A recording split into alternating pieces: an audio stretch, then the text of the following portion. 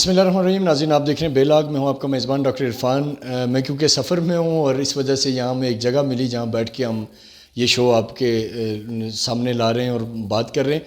आज के प्रोग्राम में जो सबसे इम्पॉर्टेंट चीज़ हम डिस्कस करेंगे, बिलावल भुट्टो ज़रदारी ने प्रेस कॉन्फ्रेंस की और हुकूमत को उन्होंने आड़े हाथों लिया। हुकूमत की नाकामी नाअहली के हवाले से बात की और बजट के हवाले से बात की और बहुत सारे इश्यूज़ को उन्होंने आज की अपनी प्रेस कॉन्फ्रेंस में डिस्कस किया। उसके जवाब में पाकिस्तान तहरीक इंसाफ की तरफ से भी प्रेस कॉन्फ्रेंस की गई और उन्होंने फिर सिंध गवर्नमेंट को तनकीद का निशाना बनाया और उन्होंने कहा कि ये सारे जो मसाइल हैं, बिलखुसूस जो सिंध के मसाइल हैं, वो पीपल्स पार्टी के पैदा करता है और पीपल्स पार्टी ही उनको हल नहीं करने देना चाह रही। इसके अलावा आज की और डेवलपमेंट है, वज़ीर-ए-आज़म इमरान खान से MKM के वफ़द की मुलाकात हुई, कराची के हवाले से बात हुई और कराची के मसाइल के हल करने के हवाले से बात हुई। इन तमाम चीज़ों पे बात करेंगे। हमारे साथ मेहमान होंगे। एक शार सा ब्रेक लेंगे। ब्रेक के बाद जब वापस आएंगे तो हम आपको अपने मेहमानों से तारुफ़ करवाएंगे। मेरे साथ पाकिस्तान पीपल्स पार्टी और पाकिस्तान तहरीक इंसाफ के मेहमान होंगे जिनसे हम इस सारी सूरत-ए-हाल पर बात करेंगे। हमारे साथ रहिए। वेलकम बैक नाज़रीन। हमने इंट्रो में जैसे बात की कि हम क्योंकि सफ़र में हैं, इस वजह से थोड़ा सा आज का जो शो है वो सवालात का सिलसिला हम थोड़ा मुख्तसर रखेंगे और अपने गेस्ट से कोशिश करेंगे कि वो तफसील से बात करें। हमारे साथ इस वक्त पाकिस्तान पीपल्स पार्टी की रहनुमा शाज़िया मरी मौजूद हैं, जिनसे हम जानते हैं कि आज की जो बिलावल भुट्टो की प्रेस कॉन्फ्रेंस थी उसके हवाले से क्या कहेंगी। आपका बहुत शुक्रिया, आपने हमें टाइम दिया। आज की जो प्रेस कॉन्फ्रेंस बिलावल भुट्टो ज़रदारी की है, जिसमें उन्होंने बड़ा हुकूमत को तनकीद किया, इस हवाले से क्या कहेंगी आप? देखिए भाई, आज जो पाकिस्तान पीपल्स पार्टी के चेयरमैन जनाब बिलावल भुट्टो ज़रदारी साहब ने प्रेस कॉन्फ्रेंस की है, वो ऐन बजट से पहले उन्होंने की है। आपको भी इल्म है कि मुतवक्का है कि 11 जून को बजट अनाउंस होगा। उससे कबल उन्होंने जो मुआशी हालात हैं, इस मुल्क में इक़्तिसादी हालात हैं, उस पर आज बात की है। और इससे कबल भी कई दिनों से बिलावल भुट्टो साहब मईशत के हवाले से अपनी कंसर्न्स का इजहार कर रहे हैं। आज उन्होंने जो बातें की हैं, चीदा बातें, वो यही है कि मुल्क में महंगाई बढ़ चुकी है और उरूज पर है। मुल्क के अंदर बेरोजगारी बढ़ती चली जा रही है। पे दर पे जरूरत की अशिया की कीमतों में इजाफा किया जा रहा है, लेकिन उसके साथ साथ लोगों की सैलरीज नहीं बढ़ाई जाती, पेंशन्स में इजाफा नहीं किया जाता। जो आम इंसान की जिंदगी है, अगर वो एक सादी जिंदगी भी गुजारना चाहे इज्जत के साथ, तो वो बहुत मुश्किल हो गया है। इन तमाम चीजों का ताल्लुक किसी सूबे की पॉलिसी से नहीं है। और जिस तरीके के लोग इमरान न्याजी साहब के साथ काम करते हैं, उनकी अकल का तो अंदाजा आप इस बात से लगा लें कि कोविड-19 को वो कहते हैं कि जी ये 19 नुकात हैं इसके 19। तो अगर कोविड-19 उन्हें पता नहीं क्या है, और खुद वजीर आजम साहब जब जापान और जर्मनी का बॉर्डर समझते हैं कि वो एक ही है, जब वो ये कह डालते हैं कि इस साल में 12 सीजन्स होते हैं, तो हम ऐसे वजीर आजम से और किस चीज की उम्मीद रखें। उनसे आप ही की तरह एक समझदार एंकर ने सवाल किया कि मुल्क में महंगाई बहुत है, बेरोजगारी बढ़ रही है, लोग खुदकुशियां कर रहे हैं। तो उन्होंने जवाब दिया कि अगर खुदकुशियां कर रहे हैं तो मैं क्या करूं। तो अगर बिलावल भुट्टो साहब ने आज अवामी मसाइल, महंगाई, बेरोजगारी, कर्जे और वो तमाम दावे इमरान खान को याद दिलाए हैं जिनको वो दोहराते हुए इलेक्शन लड़े, और फिर उसके बाद उन्होंने एक स्लोगन दिया कि मैं करप्शन खत्म करूंगा। ना करप्शन खत्म हुई, ना महंगाई जो है वो अब तो किसी के भी लग रहा कंट्रोल में है। ये तो बड़े बड़े एक्सपर्ट्स को ले आए हैं, लेकिन इनसे नहीं बन पड़ रहा। अब आपको भी पता है कि 27 में खुद गवर्नमेंट ने एक ऐलान किया कि जी हम बजट टारगेट्स IMF के साथ कंसल्टेशन में तय करेंगे। तो अगर एक मुल्क का बजट एक आलमी इदारा जो आपको कर्जा दे रहा है वो बनाए, तो आप और मैं इतने तो समझदार हैं कि हमें पता है कि इस मुल्क की आवाम का उसमें कोई भला, कोई फायदा, उनको कोई रिलीफ नहीं मिलनी। तो अगर बिलावल भुट्टो साहब एक पाकिस्तानी की नुमाइंदगी करते हुए, इस कौम की नुमाइंदगी करते हुए महंगाई और बेरोजगारी पे बात करते हैं, तो इनकी चीखें निकल जाती हैं। उनकी प्रेस कॉन्फ्रेंस का जवाब जो है वो एकेडमिक हो सकता था। वो बता सकते थे कि जी महंगाई है और हम ये इकदामात कर रहे हैं, बजाय इसके कि एक अवामी लीडर की प्रेस कॉन्फ्रेंस जो हकायक पर मबनी है उसके बाद वो चीखना चिल्लाना शुरू कर दें। आजकल तो हम बच्चों से ये उम्मीद नहीं रखते कि वो इस तरीके के लड़ाई झगड़े करेंगे, लेकिन पीटीआई के जो नुमाइंदे हैं, बिलखुसूस जो वजीर आजम और उनकी काबीना के लोग हैं, अगर किसी ने उनके मौकिफ को या उनकी किसी भी पोजीशन को नुकसान पहुंचाया है तो वो उनके अपने रवैये ने पहुंचाया है। कारकर्दगी ने तो पहुंचाया ही पहुंचाया है, लेकिन उनके अपने रवैयों ने उनको बहुत नुकसान पहुंचाया है। आप हमसे ना पूछें, आपसे भी ना पूछें, शायद आपको भी लिफाफा एंकर कह देंगे। आप पूछें ये जो बाइक्स पे आपके स्टूडियो में आते हैं लोग रोज नौकरी पेशा, इनसे पूछें कि इनके घरों में सौदा लेना हर महीने कितना मुश्किल होता जा रहा है। पिछला जो रमजान गुजरा है इसमें लोगों की क्या हालत हुई है। वो चीजें जो हम खुद उगाते हैं, यानी कि बचपन से हम ये सुन रहे हैं हम ज़राई मुल्क है, 70% जो हम खाते कमाते हैं वो ज़राअत से है। लेकिन आज हद ये है कि चावल, आटा, चीनी, दाल हम सब बाहर से लेकर आ रहे हैं और इस पर हम ढोल पीट रहे हैं, शादियाने बजा रही हैं। तो अगर बिलावल साहब ने ये तमाम बातें प्रेस कॉन्फ्रेंस में की तो इसमें एक सूबे को टारगेट क्यों किया जा रहा है? सिर्फ इसलिए कि वहां पीपल्स पार्टी का चीफ मिनिस्टर है और वो परफॉर्म कर रहा है और वो इनको हर मीटिंग में जवाब देता है, वो हर मीटिंग में आईन याद दिलाता है, वो हर मीटिंग में होमवर्क करके जाता है। ये जो 3 सूबे चला रहे हैं, मुझे बताएं वहां पर क्या हो रहा है? आप खुद भी जर्नलिस्ट हैं, आप देख रहे हैं कि केपी की क्या हालत है, बलूचिस्तान की क्या हालत है। शाजिया मरी, आपका पॉइंट इस पे समझ आ रहा है, लेकिन जो मेन चीज़ है कि जो पीटीआई वाले कह रहे हैं कि सिंध में डिलीवर करने से कौन रोक रहा है। आप सिंध के मसाइल तो हल करें, वहाँ के जो इश्यूज़ हैं उनको तो एड्रेस करें, वहाँ की सूरत तो बेहतर करें। ना पीने का साफ़ पानी है, ना इंफ्रास्ट्रक्चर है, ना हेल्थ है। इस हवाले से क्या कहेंगी आप? अच्छा, मैं एक तो आपकी इस सवाल से तो बिल्कुल एग्री नहीं करती कि मुझे नहीं पता आपको ये तासुर क्यों मिला, शायद आपने रिसर्च नहीं की है। अगर आप रिसर्च कर लें तो पिछले चंद सालों का रिकॉर्ड निकाल लें और मैं, आप कहेंगे तो प्रोग्राम के बाद आपको भेज भी दूंगी ताकि आपकी रिसर्च टीम को भी आप दिखा दें। जो अस्पताल बने हैं सिंध में पिछली पीपल्स पार्टी के दौर में, वो उनका रिकॉर्ड है और वो मैं आपको ये दावे के साथ कहती हूँ कि किसी सूबे में इतने अस्पताल नहीं बने। आपके पास मुझे नहीं पता कितना टाइम है, लेकिन NICVD देख लें, गम्बट इंस्टीट्यूट देख लें, आप कराची के अस्पतालों की जो हालत है वो जाके चेक कर लें। हम तो किसी को नहीं रोकते ना भाई, हम तो कहते हैं आके देखें, आके चेक करें। लेकिन एक बात पर सुई अटकाना और ये कहना कि इंफ्रास्ट्रक्चर खत्म है, मैं समझती हूँ कि इस बयान को अब तहकीक की जरूरत है। ये सिर्फ बयानबाजी नहीं होगी।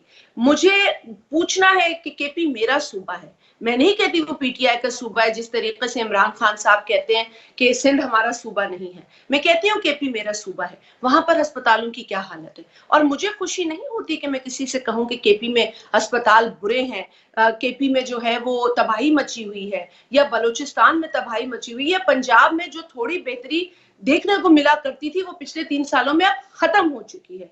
ये सारी बातें अपनी जगह है, लेकिन अगर आप सिंध को सिर्फ इसलिए टारगेट करेंगे कि वहां पीटीआई की हुकूमत नहीं है और पीपल्स पार्टी की हुकूमत है तो ये नाइंसाफी होगी। लेकिन चलें, ये एक क्रिटिक का हक होता है कि वो कोई भी जाविया निकाल ले। आपके साथ जिस तरह मैंने कुछ चंद अस्पतालों का जिक्र किया, मेरे पास तफसील बहुत सारी है, मेरे पास हेल्थ चार्ट्स हैं जिससे कि मैं आपको ये बता सकती हूँ कि किस किस्म के आला टेक्नोलॉजी फराहम कर रहे हैं हॉस्पिटल्स। अगर गम्बट का मैं आपको मिसाल दूं तो मेरा ख्याल है आमिर डोगर साहब MNA जो पीटीआई से ताल्लुक रखते हैं, वो हालिया दिनों में खुद आए हैं और अपने एक अजीज का इलाज कराते हुए उन्होंने कहा जी पाकिस्तान के बाहर भी इस तरह का इलाज मुयस्सर नहीं है और हम खुशकिस्मत हैं कि हमें अपने मुल्क के एक सूबे के अंदर इस तरह का इलाज मिल रहा है। NICVD के दर्जन से ज्यादा ब्रांचेस हैं, मैं तो बहुत कम नंबर बता रही हूँ, मैं लोकेशंस ढूंढ रही थी कि मैं आपको हर लोकेशन बताऊं। इसके अलावा कई हेल्थ प्रोग्राम्स हैं और आज वैक्सीनेशन जो कोविड की है उसमें सिंध लीड ले चुका है। वजीर आला सिंध ने बड़ा सख्त स्टैंड लिया है, उन्होंने तो ये तक कहा है कि जो गवर्नमेंट एम्प्लॉइज वैक्सीनेट नहीं होते उनको ना आने दिया जाए दफ्तरों में, यानी मैंडेटोरी कर दो वैक्सीनेशन। और इसी तरीके से मैं कहना नहीं चाहती, मुझे अच्छा नहीं लगता ये चीजें, पर अगर हेल्दी कंपटीशन है तो पंजाब ने अपना टारगेट मिस कर दिया है वैक्सीनेशन में। ये ऐसी बातें हैं कि अगर हम इससे, अगर हमारी नकल कोई करना चाहता है ना तो इन कामों में करे। पीटीआई चाहती है कंपटीशन करे तो वो करे, क्योंकि उनके हेल्दी कंपटीशन से मुल्क तरक्की करेगा। हम उन लोगों में से नहीं है जो बिला वजह की तनकीद करते हैं, लेकिन सिंध के हवाले से जो गलत बयानी होती है या जो गलत परसेप्शन फैलाया जाता है वो फिर सिंध के लोगों के साथ नाइंसाफी है। आपने पानी की कमी का हवाला दिया, पानी की कमी है, पाकिस्तान के अंदर है, हमें भी दरपेश है मसाइल, इसकी पूरी एक कहानी है। लेकिन जो मौजूदा पानी की कमी है जिससे कि बहुत ज्यादा हमारा ज़राई तबका और अब तो जिंदा रहने के लिए पानी जो है वो मुश्किल से मिल रहा है, तो वो 1991 का वाटर अकॉर्ड है। अब वो वाटर अकॉर्ड जो है वो कोई सिर्फ सूबा तो इम्प्लीमेंट नहीं करा सकता, उसकी एक बॉडी है इंडस रिवर सिस्टम अथॉरिटी, उसके तहत अकॉर्ड के तहत वो बनी है। उसमें मुनसिफाना पानी की तकसीम होनी है, जितना जिसका हिस्सा बनता है उसको पानी दे। अगर किल्लत है पूरे पाकिस्तान में तो किल्लत शेयर करें, अगर सरप्लस है पूरे पाकिस्तान में तो आप सरप्लस के हिसाब से पानी दें। और ये ना किसी सूबे का मसला है ना किसी सूबे में बसने वाली आवाम का मसला है। अगर जिन अथॉरिटीज का कयाम एक मकसद के लिए हुआ है वो अथॉरिटीज काम करेंगी, इंस्टीट्यूशंस काम करेंगे, तो हमें ये शिकायत नहीं होगी। हम भी समझेंगे कि जी उन्होंने कोशिश की। लेकिन इस वक्त जो है एक अजीब तासुर फैलाया जा रहा है कि जी कोई सिंध गलत डिमांड कर रहा है या खुदा न खास्ता सिंध झूठ बोल रहा है, ऐसी कोई बात नहीं है। हम ये झगड़े निपटा चुके थे, कुछ अरसे से हमारे इन इश्यूज पे झगड़े सूबों में नहीं हुआ करते थे। जब जब नाअहल लोग आकर कुर्सी पर फाइज हुए हैं, आपने जनरल मुशर्रफ का भी दौर देखा, डिक्टेटर्स तो आपने सुने, उन्होंने लोगों को डिवाइड ही किया है। फिर उन्होंने मिसअंडरस्टैंडिंग्स पैदा करके डिवाइड किया है। उन्होंने ये याद दिलाया है कि भाई तुम फलाने फिरके के हो, तुम फलाने बैकग्राउंड के हो। तो इस तरीके से उन्होंने हुक्मरानी की है। इमरान नियाजी साहब को लगता है कि अब जो हुक्मरानी वो आगे करना चाहते हैं वो इसी बुनियाद पे करना चाहते हैं। लेकिन देखिए हकायक किसी से छुपे हुए नहीं है। आपके प्रोग्राम में इतना वक्त नहीं होगा कि मैं पूरा वाटर रिकॉर्ड आपके साथ करूं, लेकिन वाटर रिकॉर्ड के अंदर पानी की एलोकेशन 10 डेलीज के हिसाब से दी गई है।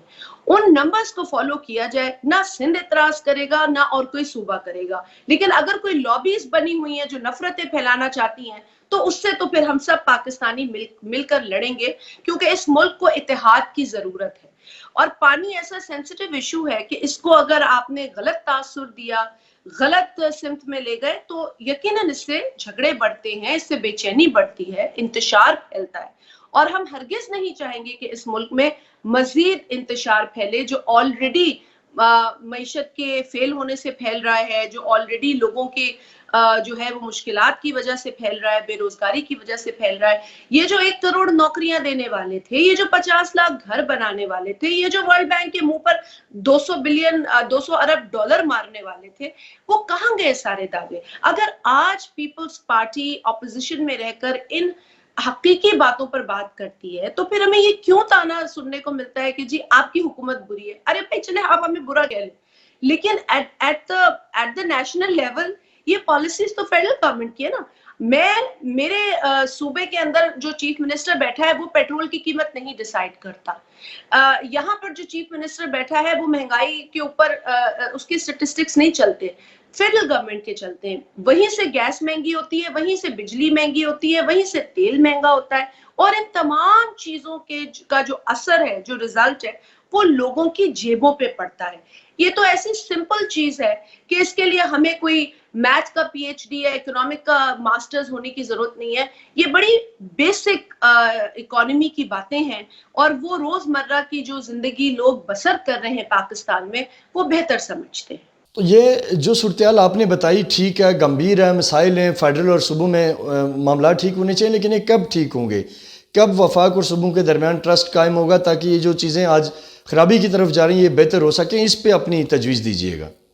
देखिए सूरत हाल से निकलने के लिए सियासी बसीरत और इस्तेहकाम की जरूरत है।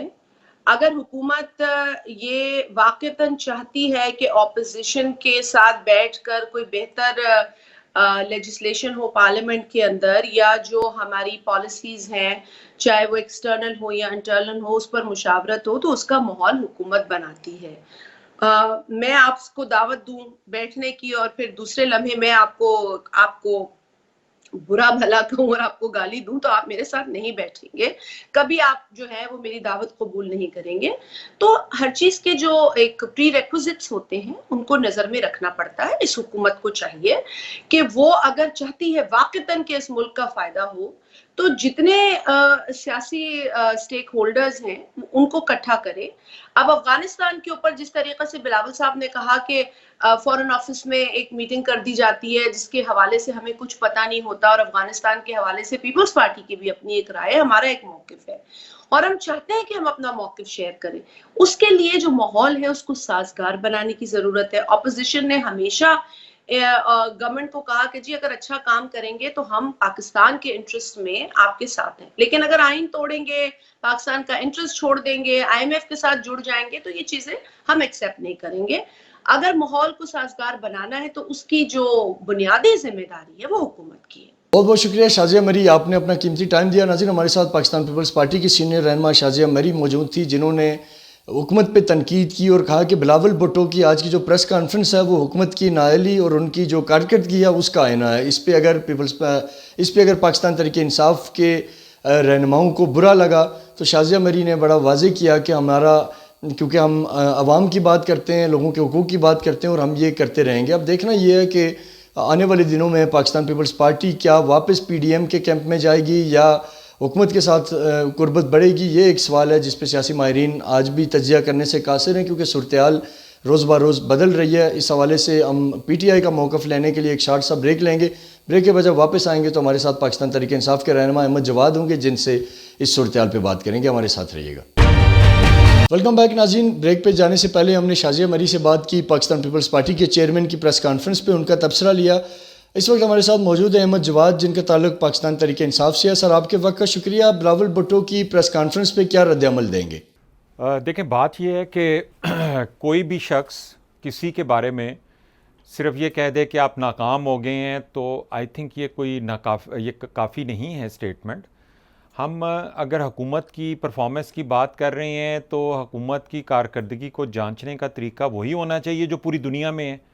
आप उस मुल्क की इकनॉमिक इक़्तिसादी पॉलिसियों को देखते हैं और उनके रिज़ल्ट्स को देखते हैं। इसके अलावा हुकूमत ने जो इक़दामात किए हैं, हुकूमत ने जो प्रोजेक्ट्स शुरू किए हैं और जो भी मुल्क में उसके बेनिफिट्स हैं, उसके हवाले से हम किसी भी हुकूमत की कारकर्दगी को जांचते हैं। तो बिलावल ज़रदारी जो हैं वो हमेशा उनकी स्टेटमेंट शायद इतना ही उनको लिख के दिया जाता है, इससे बेचारे ज़्यादा शायद बोल भी नहीं सकते वो, कि जब वो ये कहते हैं कि पीटीआई की हुकूमत नाकाम हो गई है या किसी भी शोबे में वो तरक्की नहीं कर सकी, मुल्क तरक्की नहीं कर सका, तो बिलावल ज़रदारी के लिए की इतला के लिए अर्ज़ है कि बिलावल ज़रदारी को थोड़ा सा इकॉनमी पढ़ लेनी चाहिए और ये देखें कि $20 बिलियन का जो करंट अकाउंट डेफिसिट था वो सरप्लस में बदला कि नहीं बदला। क्या ये कोई शोबा नहीं है जिसमें इम्प्रूवमेंट हुई है? या $9 बिलियन जो हैं वो $23 बिलियन के फॉरेन रिजर्व्स में नहीं गए? क्या ये कोई एक शोबा नहीं है कि जिसमें तरक्की हुई है? या पाकिस्तान में अगर स्टॉक एक्सचेंज पिछले 4 साल की हाईएस्ट पोजीशन पे आता है तो क्या ये तरक्की नहीं है? या फॉरेन रेमिटेंस जो हैं ओवरसीज़ पाकिस्तानी, अगर पाकिस्तान में पाकिस्तान की तारीख की सबसे बड़ी फॉरेन रेमिटेंस भेजते हैं जो कि नियरली $30 बिलियन 30 जून तक हो जाएगी, तो क्या ये कोई एक शोबा नहीं है जिसमें तरक्की की है? क्या पाकिस्तान में टेक्सटाइल की इंडस्ट्री ने तरक्की नहीं की? क्या पाकिस्तान में पिछले 10-12 महीने से रुपया डॉलर के मुकाबले में मुस्तहकम नहीं हुआ? क्या पाकिस्तान ने कोरोना के हवाले से दुनिया के बेशतर ममालिक के मुकाबले में अच्छी कारकर्दगी का मुजाहरा नहीं किया? क्या कोरोना के दौरान पाकिस्तान ने अपने हमसाया मुल्कों से ज़्यादा बेहतर परफॉर्म नहीं किया? क्या पाकिस्तान में 3 मेगा डैम्स का आगाज़ नहीं हो चुका और उनकी तामीर बड़ी तेज़ी से जारी है? क्या पाकिस्तान में गरीब आवाम के लिए, बिलो द पावर्टी लाइन जो लोग हैं, उनके लिए एहसास प्रोग्राम जो हैं वो नहीं शुरू किए गए? कामयाब जवान प्रोग्राम से क्या नौजवानों को एंटरप्रेन्योरशिप की अपॉर्चुनिटीज़ नहीं दी जा रही? क्या सीपैक के प्रोजेक्ट्स अपने वक्त के मुताबिक तरक्की की तरफ गामजन नहीं हैं? तो ये कम अचीवमेंट हैं या कम शोबे हैं कि जिसमें पीटीआई की हुकूमत ने अच्छी परफॉर्मेंस दी है। तो बिलावल जरदारी के लिए यही है कि आप थोड़ा सा होमवर्क भी तो किया करें, कुछ पढ़ ही लें कि अगर आप अब सियासत में आ गए हैं तो आप थोड़ा बहुत इकॉनमी को स्टडी कर लें कि 18 से पहले क्या थी और अभी क्या है। अहमद जवाद साहब, इसमें आपकी बात भी दुरुस्त है कि हुकूमत ने कुछ काम किया, जैसे आपने सारा उसका नक्शा बयान किया, लेकिन इसमें भी हकीकत है कि आम आदमी के मसाइल अब भी हल नहीं हुए। इसके हवाले से क्या स्ट्रेटजी है, किस तरह आगे क्या देख रहे हैं आप कि कैसे बेहतरी की तरफ जाया जा सकता है? क्योंकि सिर्फ वादों और दावों से तो मामलात नहीं आगे चल सकते, यकीनी तौर पे आपकी जमात को कुछ तो अमलन करना होगा। देखें इरफान साहब, ये भी एक डिस्ट्रैक्शन है। मैं उस पर भी बात करूंगा कि पीटीआई की हुकूमत ने जो वादे किए और उनमें से कितने मटेरियलाइज हुए। पहले तो बात ये करते हैं कि पिछले 13 साल से सिंध के ऊपर एक पार्टी, ये वाहिद पार्टी है पूरे पाकिस्तान में जो एक सूबे में पिछले 13 साल से हुकूमत कर रही है, और उस सूबे के अंदर कराची वो शहर है कि जो पाकिस्तान का रेवेन्यू के एतबार से सबसे बड़ा शहर है, आबादी के लिहाज से सबसे बड़ा शहर है, रकबे के एतबार से सबसे बड़ा शहर है, इंडस्ट्री के हवाले से एक बड़ा शहर है। उस शहर का 13 सालों में इस पीपल्स पार्टी की हुकूमत ने क्या हशर किया है, वो हशर क्या है वो आपको सड़कों के ऊपर कूड़ा करकट से पता चलता है, वो आपको कराची के शहरियों को पानी की सप्लाई से पता चलता है, वहाँ पे इंफ्रास्ट्रक्चर और सिविक कम्युनिटीज़ के हवाले से जो सफाई का निज़ाम और दूसरी चीज़ें उससे आपको पता चलता है। इंटीरियर सिंध में जाएं, जो लाड़काना इनका अपना शहर है, 13 साल हुकूमत करने के बाद लाड़काना का नाम एड्स के पेशेंट में दुनिया में टॉप के ऊपर नुमायां होता है। सिंध के अंदर कुत्ते के काटे के 2 लाख से ज़्यादा लोग मुतासर होते हैं, गरीब लोग, उसके लिए वैक्सीन कोई नहीं है। ये अपनी कारकर्दगी जो कि 13 साल इनकी जिम्मेदारी थी, और 18th अमेंडमेंट के बाद ये हमें याद रखना चाहिए कि एक सूबे के अंदर हुकूमत की कारकर्दगी की अगर 100 नहीं तो 90% जो जिम्मेदारी है वो सूबाई हुकूमत के ऊपर आती है। क्या इन्होंने अपनी 90% जो जिम्मेदारी है 13 साल में अदा कर दी? क्या सिंध के हालात बदले? क्या वहाँ पे थर में बच्चे मरने बंद हो गए? क्या इंटीरियर सिंध के अंदर गरीब सिंधी को कोई रिलीफ मिला 13 साल के बाद, सिवाय इसके कि सिंध में जागीरदारों को और से ज़्यादा बेनिफिट्स मिले? तो ये एक डिस्ट्रैक्शन है जो सिंध की गवर्नमेंट अपनी कारकर्दगी से तवज्जो हटाने के लिए अवाम के सामने पेश कर देती है। अब जहाँ तक पीटीआई की हुकूमत का तल्लुक है, एक फेडरल गवर्नमेंट के तौर पे आपको मैं एक मिसाल देता हूँ कि वहाँ पे एक बंडल आइलैंड है कि जो पिछले 72 साल से वहाँ पे झाड़ियाँ हैं, वहाँ पे कुछ भी नहीं है, ना कोई वहाँ पे आज तक कुछ हो सका है। उसको $1 बिलियन प्रोजेक्ट के अंदर फेडरल गवर्नमेंट कन्वर्ट करना चाहती थी। सिंध की हुकूमत ने एनओसी दे दिया, और उसके लिए कोई 15-20 अरब डॉलर की इन्वेस्टमेंट भी पाकिस्तान में आ सकती थी, और फेडरल गवर्नमेंट ने इसमें उसका जो प्रॉफिट था वो भी सिंध को ऑफर कर दिया। सिंध की हुकूमत ने एनओसी भी दे दिया और उसके बाद अपना एनओसी वापस ले लिया। अब आप खुद सोचें कि अगर फेडरल गवर्नमेंट कुछ करना भी चाहती है तो ये उसकी राह में भी रुकावट डालते हैं। आज भी अगर आप अखबारात उठाएं तो कराची में गुलिस्ताने जौहर की सड़कों के ऊपर आपको तस्वीर मिलेंगी जहां पे कारपेटिंग हो रही है, जो कि जिम्मेदारी सूबाई हुकूमत की है, लेकिन उसको फेडरल गवर्नमेंट पीटीआई की जो है उन सड़कों की कारपेटिंग कर रही है। इसी तरह से पानी के मंसूबे भी जो हैं उनके ऊपर भी अमल दरामद है। अहमद जवाद साहब, ये बताएं कि आपकी गवर्नमेंट के पास एक आम आदमी के लिए क्या पैगाम है? इस जो परेशानी का आलम है इसमें आपकी गवर्नमेंट की तरफ से रिलीफ के लिए क्या है एक आम आदमी की? देखें इरफान साहब, बात यह है कि मैं भी आज टेलीविज़न पे एक आम आदमी के ख्यालात सुन रहा था। उसको इस चीज़ से कोई गर्ज नहीं है कि गवर्नर राज है या कौन सी हुकूमत है, इलेक्शन के ज़रिए आई है, कोई बग़ैर इलेक्शन के ज़रिए। आम आदमी ये कहता है मेरे मसाइल का हल क्या है। ठीक है, तो अगर पीटीआई की हुकूमत ने गवर्नर राज की बात की है तो देखें, अगर कराची के हालात नहीं बेहतर हो सकते, सिंध के हालात नहीं बेहतर हो सकते, और याद रखें 13 साल के बाद सिंध के हालात, पाकिस्तान के इंटीरियर सिंध में अगर आप जाएं तो बदतरीन गुर्बत आपको देखने की मिलेगी। और ये जहन में रखें कि हज़रत उमर अलैहिस्सलाम ने 9 साल में आधी दुनिया फतह कर ली थी और गवर्नेंस के निज़ाम का आगाज़ कर दिया था। अगर आप आज के दौर में कोई मिसाल लेना चाहें तो तय्यिब एर्दोगान ने अपने 2 टेन्योर के अंदर टर्की की किस्मत पलट दी थी, लेकिन ये 13 साल सिंध में हुकूमत करके मसलसल इनकी हुकूमत, उसमें किसी किस्म का कोई गैप नहीं है, तो ये सिंध या कराची की कोई हालत बेहतर नहीं कर सके।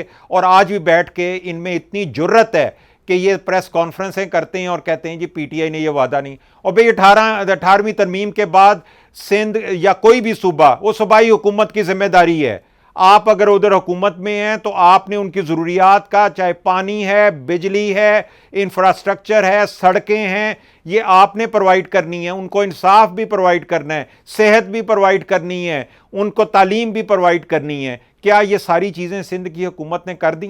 शुक्रिया अहमद जवाद साहब, आपकी कीमती वक्त का। नाज़रीन, आज के प्रोग्राम में हमने बिलावल भुट्टो ज़रदारी की तरफ से जो प्रेस कॉन्फ्रेंस हुई थी, उसके रद्द-ए-अमल में पाकिस्तान तहरीक इंसाफ की प्रेस कॉन्फ्रेंस थी, उसका आपके सामने रखा कि दोनों बड़ी जमातें जो इस वक्त एक सिंध में हुकूमत में और एक वफाक में, इनके दरमियान कोऑर्डिनेशन गैप क्यों है, कराची का मसला क्यों हल नहीं हो रहा और ये कौन से ऐसे इश्यूज़ हैं जिनको दूर करने की ज़रूरत है। उम्मीद है आपको हमारा प्रोग्राम पसंद आया होगा। कल आपसे फिर मुलाकात होगी, तब तक के लिए अल्लाह हाफ़िज़। पाकिस्तान पाइंदाबाद।